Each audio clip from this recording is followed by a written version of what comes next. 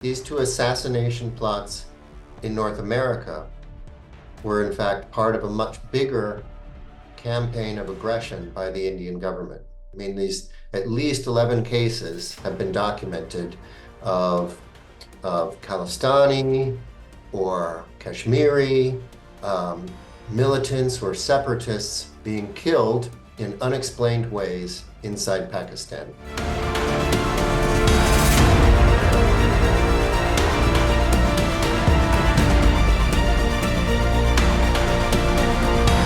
Well, this investigation was something that took my colleagues and I several months to do. Of course, we all knew about the case that came to light last year in the United States because there was a criminal case that accused an Indian national of being involved in a planned assassination of a Sikh activist in New York City. But there were a lot of questions that the criminal case didn't really answer. It said that there was Indian government involvement, but it didn't say which part of the Indian government or whom. And it didn't give us real answers as to why this happened, why India had decided to carry out this operation. So I worked with two very close colleagues, my counterpart in India, Jerry Shee, and one of my colleagues in Washington, D.C., Ellen Nakashima. And so we spent several months trying to see how much we could learn about this case for the story that we ended up publishing this week.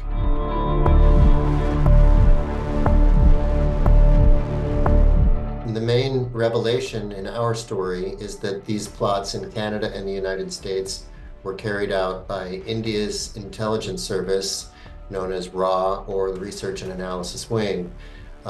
Through interviews and investigation, we were able to identify the Indian intelligence officer who was responsible for executing this plot in the United States. His name is Vikram Yadav. But we also learned that U.S. investigators and intelligence agencies believe that he was reporting to higher ranking officials in the Indian government. Well, in this case, India didn't try to send its own intelligence operatives into the United States. Instead, they tried to enlist an assassin, hire a hitman in the US by working through a middleman. That accused middleman is another individual, an Indian named Nikhil Gupta, who was accused in the U.S. criminal filings of trying to hire this hitman. So he went about this by using his own alleged networks of contacts in the United States to try to find somebody who would be willing to do this job, somebody who would be willing to attack this Sikh activist in New York City.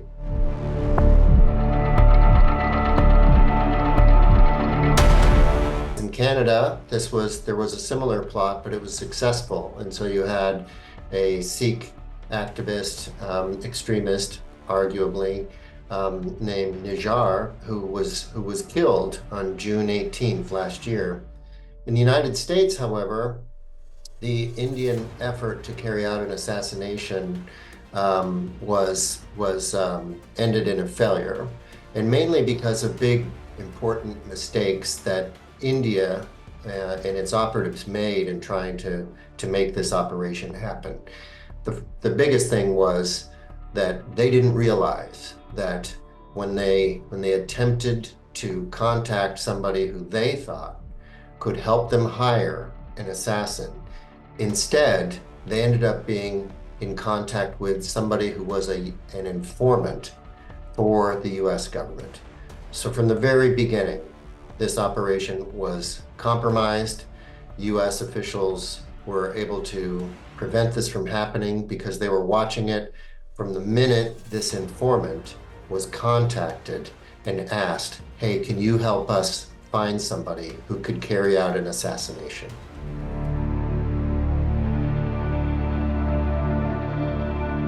Nikhil Gupta is not an Indian government official. In U.S. criminal filings, he is depicted as a drug and weapons trafficker, as a middleman in this operation.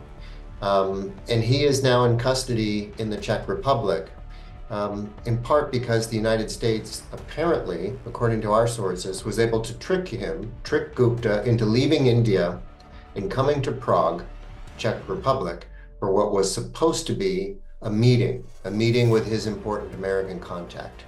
In fact, there was never going to be a meeting.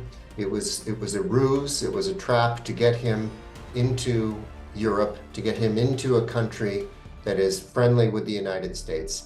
And now the United States is absolutely seeking Gupta's extradition, and Gupta is in prison in the Czech Republic, waiting for a court ruling on whether the Czech Republic will extradite him to the United States. Everybody I've spoken with said that this seems almost inevitable, that there is little chance that he will not end up in the United States.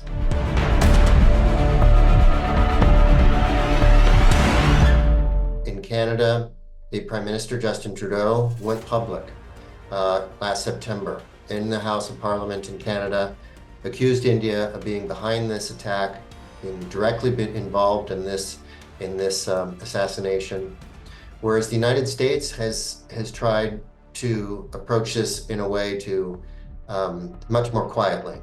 Meetings behind the scenes, behind closed doors, between senior officials in the Biden administration and senior officials in the Modi government. There have been no expulsions of any Indian intelligence officers, no sanctions on India, no other punishment. And it's really a striking contrast. And we try to explore this in our story, and we talk about how the Biden administration wanted to handle this all in a way that didn't rupture its relationship with India. And why the administration believes that maintaining a good relationship with India, largely because of concerns about the threat posed by China, weighed very heavily for President Biden and his advisors in their decisions on what to do about this. You have a very grave alleged crime by the Indian government. They're trying to kill a US citizen in the United States. And yet the administration of President Biden is trying to say, well, we want India to handle this internally, and we don't want this to become a bigger problem in our relationship with the Indian government.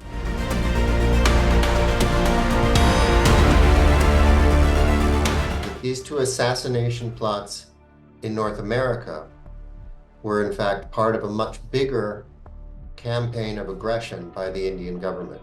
I mean, these at least 11 cases have been documented of Khalistani or Kashmiri militants or separatists being killed in unexplained ways inside Pakistan.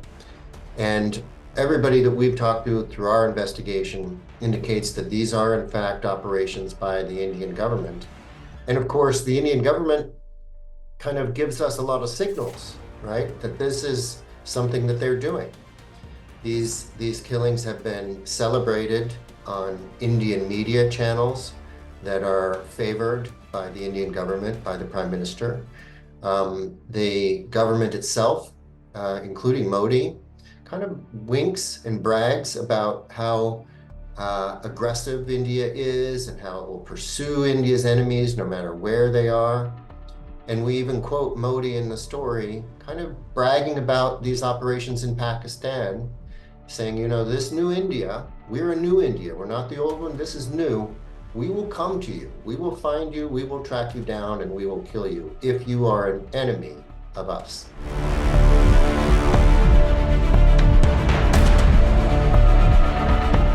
Modi's national security advisor, Doval is his name, even before he was picked for this top job in the Modi government, publicly talked about how he thought India needed to change. India was too much on the defense, and needed to go on what he called defensive offense, if I'm remembering it right.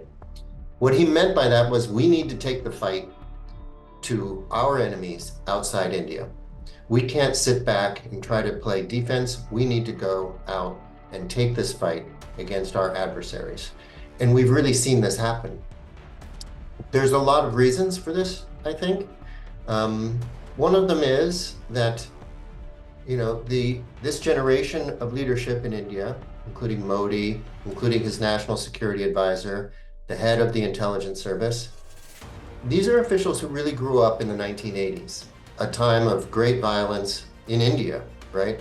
Significant fighting in the north, many thousands of people killed in insurgent fights with Kashmiris, with Khalistanis, Sikh activists and fighters, militants. And so their worldview is shaped by this, right? This is something that really influenced them. But also, I think in India, under Modi has managed to consolidate power in an unprecedented way, partly by positioning himself as a champion of the Hindus of India. He is a Hindu nationalist, widely perceived as putting the Hindu faith above all others, which wasn't always the case in India. And so there is a political advantage for him and his party to depict Sikhs or Muslims as he calls them, infiltrators or threats. It appeals to his supporters in India, makes him seem like he is a strong man, he is somebody who can protect them. And that contributes to his political popularity and his power, and arguably helps to explain why he looks like he is on track to win a third term as prime minister very easily.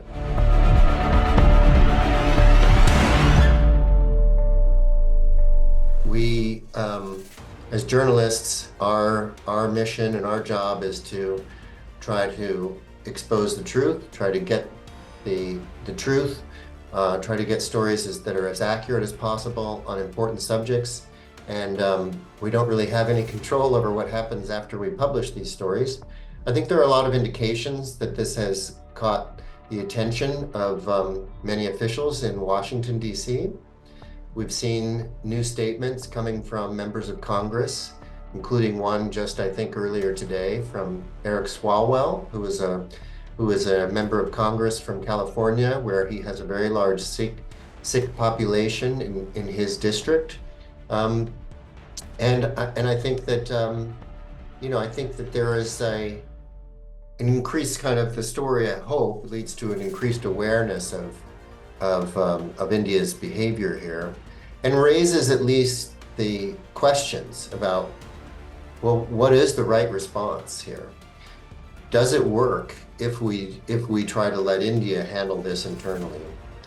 Is it the right thing to do not to bring any sanctions against India or any expulsions or any other pressure? Is that the way the United States should respond? Is that the right thing to do? I mean, we'll have to wait and see how this plays out and what happens. Thank you for watching the full video. आप में से बहुत से ऐसे लोग हैं जिन्होंने शायद हमारा YouTube channel subscribe नहीं किया. So if you want to support independent journalism and watch more meaningful content, please subscribe to our YouTube channel.